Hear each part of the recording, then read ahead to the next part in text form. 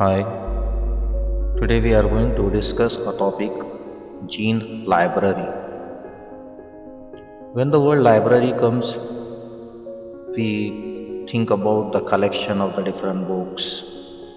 They are arranged in a proper manner. This is the concept of the library, but we are discussing here about the gene library.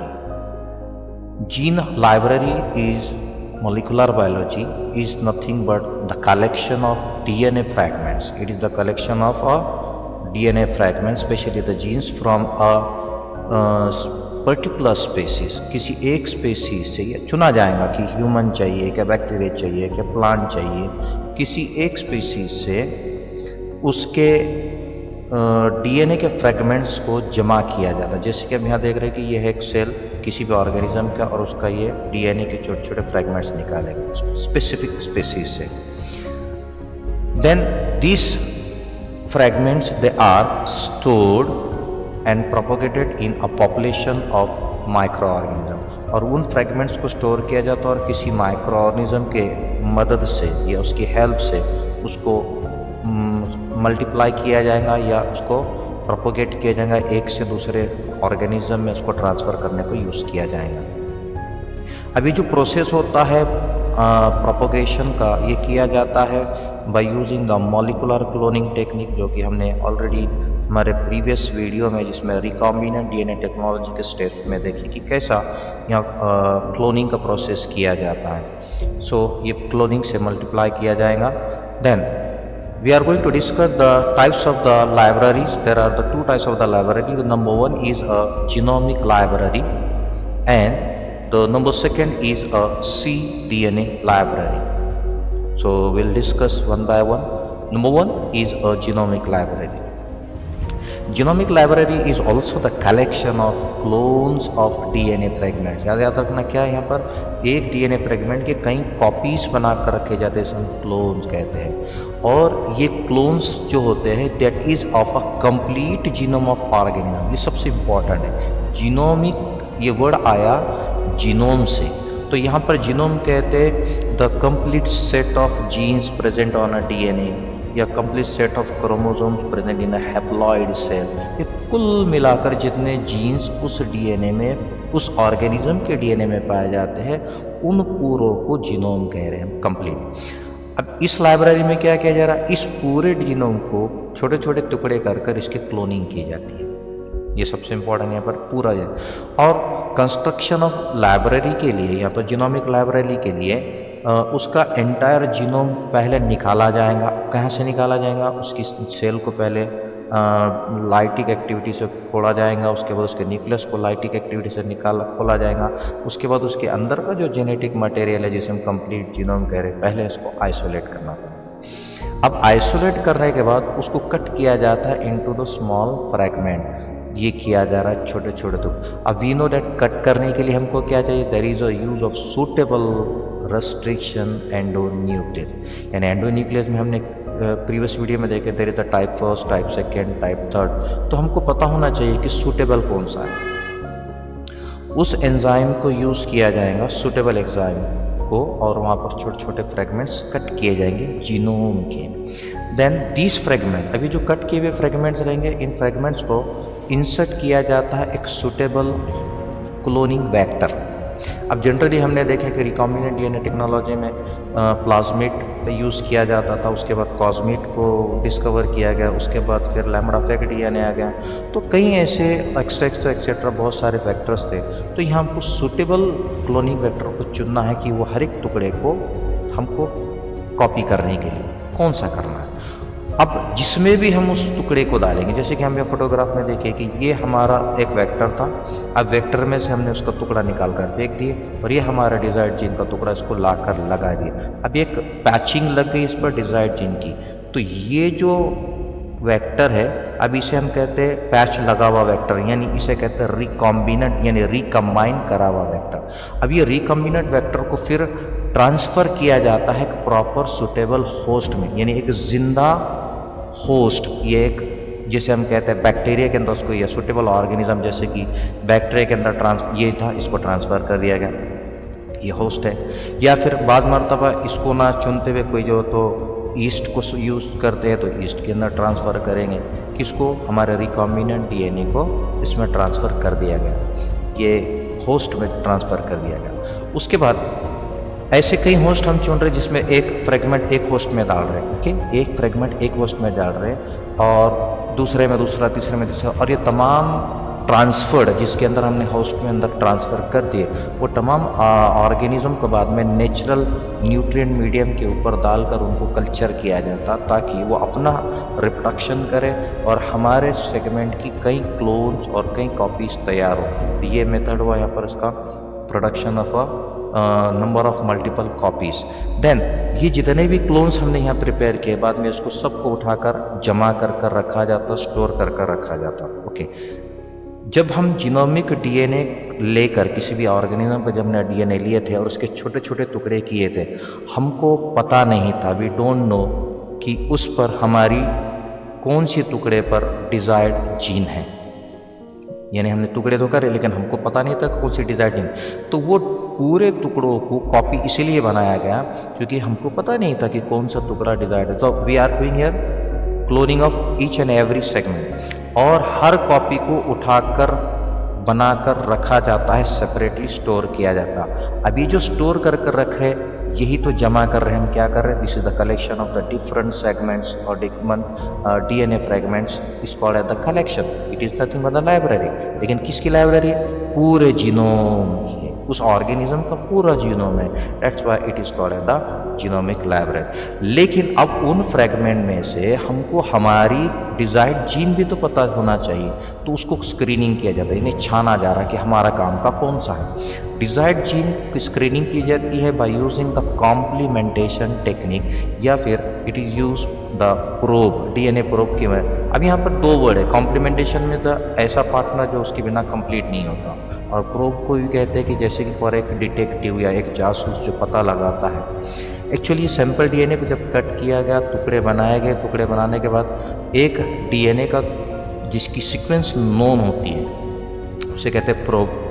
ये क्या करता है, जब इसको इसके साथ लाकर छोड़ दो तो वो अपनी बिल्कुल वहाँ कॉम्प्लीमेंट्री पेयरिंग करता है, उसकी जहाँ पर मैचिंग, जैसे कि एडिनाइन थाइमिन से पेयर करेगा, गोनाइन है तो साइटोसिन से करेगा, या फिर थाइमिन एडिनाइन से, एडिनाइन थाइमिन से, गोनाइन साइटोसिन से, या साइटोनिन गोनाइन से, ये पेयरिंग हो जाएंगे यहाँ पर। अब इसकी वजह से हमको पता चल गया कि यहाँ पर हमारे प्रोब डीएनए के तो हमको सीक्वेंस पता थी, लेकिन अब हमने सीक्वेंस किसकी पता कर लिए, जो अननोन था, क्योंकि इसकी वजह से हमको उसकी सीक्वेंस पता चल गई। तो ये एक प्रोसेस होता है जहाँ हम उसको स्क्रीनिंग करते हैं। तो ये हो गया हमारा जीनोमिक लाइब्रेरी में टुकड़ों को पूरा जमा करना पूरे जीनोम का, और फाइनली हम स्क्रीनिंग करते हमारे डिजायर्ड जीन का सेगमेंट कौन सा, यूजिंग कॉम्प्लीमेंटेशन या फिर probe DNA. Now second type of library is cDNA library.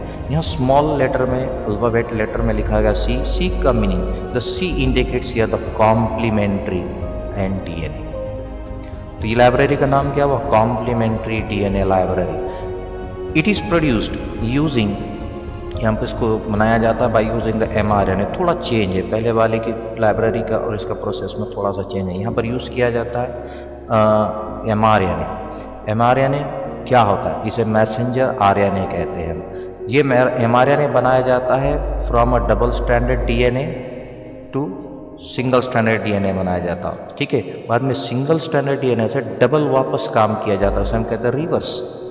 Normal process क्या होता है यहाँ देख लीजिए, जब भी जो क्रोमोसोम के ऊपर का विजिबल डीएनए का टुकड़ा है, ये डीएनए जब खुलकर एक सिंगल स्ट्रैंडेड स्ट्रक्चर बनता है तब उसे हम कहते हैं प्रोसेस ट्रांसक्रिप्शन। तो डेफिनेशन क्या है, the process of formation of single stranded RNA from double stranded DNA is called transcription. लेकिन जब यही काम उल्टा होता है, रिवर्स होता है, कैसा रिवर्स है, the process of formation of double stranded DNA from single stranded RNA is called as the reverse transcription. अब ये लाइब्रेरी में क्या टेक्निक यूज की जा रही है, रिवर्स ट्रांसक्रिप्शन कराया जा रहा है। लेकिन कैसा किया जा रहा है जब उसको देखेंगे हम डिटेल। इस प्रोसेस को और एक नाम से पुकारा जाता है, this is also called as the terminism, because the name was given after its discoverer, जिसको इस टेक्निक को जिसने डिस्कवर किए, जैसे कि टेमीन नाम का साइंटिस्ट ने इसको डिस्कवर किया था, साथ में उसके और एक बाल्टीमोर नाम का साइंटिस्ट, इन दोनों ने इसको डिस्कवर किए थे। Then cDNA library mostly construct किया जाता है तो सिर्फ यूकैरियोटिक ऑर्गेनिज्म के अंदर किया जाता, प्रोकैरियोट के लिए नहीं किया जाता। Reason, because in eukaryotes there are the coding regions. अब ये कोडिंग रीजन्स कौन सा है, देखिए यहाँ पर ये एक्सॉन वाला जो रीजन है कोडिंग है, ये भी कोडिंग है। Then you can see this is also the coding and this is the coding, this is the coding region. तो यूकैरियोटिक डीएनए में कोडिंग रीजन्स भी दिखते हैं और साथ ही साथ नॉन कोडिंग सीक्वेंसेस भी मिलते हैं। जैसे कि अब यहाँ देखिए ये कोडिंग था, ये नॉन कोडिंग है, intron, this is non coding, this is non coding, this is non coding.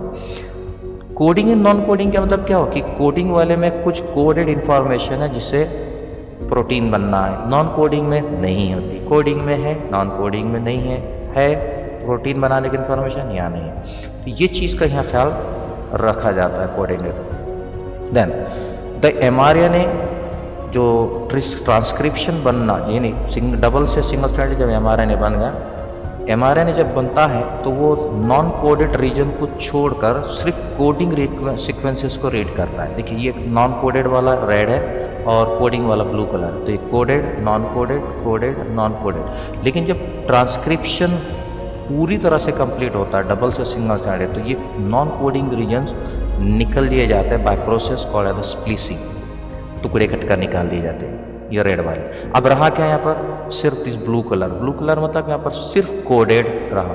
अब ये जो mRNA बन गया जिसमें वो खराब यानी नॉन कोडिंग रीजन्स नहीं है, इसमें प्योरली प्रोटीन बनाने का इंफॉर्मेशन है, तब ऐसे mRNA को रिवर्स कर डीएनए बनाया जाता, रिवर्स ट्रांसक्राइब कर डीएनए बनाया जाता। और जैसी वो ट्रांसक्राइब कर यानी डीएनए बनाया जाता और ऐसे डीएनए की जो कॉपी होती तो कॉम्प्लीमेंट्री डीएनए तैयार हो, क्या हुआ, उसका कॉम्प्लीमेंट्री कॉपी बनाएगी, तो ऐसे कलेक्शन को हम कहते हैं कॉम्प्लीमेंट्री डीएनए। एंड यहाँ जो mRNA तैयार हुआ वह mRNA खास तौर से ट्रांसलेट करता है एक स्पेसिफिक प्रोटीन्स में, इसलिए it is having only the coding sequences, सिर्फ कोडिंग सीक्वेंसेस के पर होती है जो कि अलग अलग प्रोटीन का कोड होता है। Then when mRNA of different cells, अलग अलग सेल्स का mRNA, अब कौन सा जिसमें खास प्रोटीन बनाने वाली सेल है, अलग अलग प्रोटीन, जैसे कि ह्यूमन के अंदर पैंक्रियास की एक सेल इंसुलिन बनाती है, या फिर कोई हार्मोन बनाने वाली हो, जो भी खास बनाने वाली सेल है, डिफरेंट सेल है, डिफरेंट टिश्यूज है, डिफरेंट ऑर्गन्स है, अलग अलग डिफरेंट टाइम फेजेस में है, लाइफ साइकिल का जो स्टेज है, कोई लार्वल है, कोई उससे बड़ा हो गया, फिर एडल्ट स्टेज में जिसमें एज में है, या फिर प्लांट की लाइफ साइकिल भी हम देखते हैं कि स्पोरोफाइटिक है या फिर जो तो गैमेटोफाइटिक है, जो भी लाइफ साइकिल है, उस ऑर्गेनिज्म को उस सेल से या उसके टिश्यूज से या ऑर्गन से उस mRNA को निकाला जाता पहला, ओके, आइसोलेट किया जाता। आइसोलेट करने के बाद उसको रिवर्स ट्रांसक्रिप्टेज एंजाइम से, कौन सा लिगेंड, वो जिस पे कोडिंग रीजन है, उसको रिवर्स ट्रांसक्रिप्टेड एंजाइम की हेल्प से उससे डीएनए बनाया जा रहा, जो कि कॉम्प्लीमेंट्री डीएनए होता है, उसे हम कहते हैं कॉम्प्लीमेंट्री डीएनए।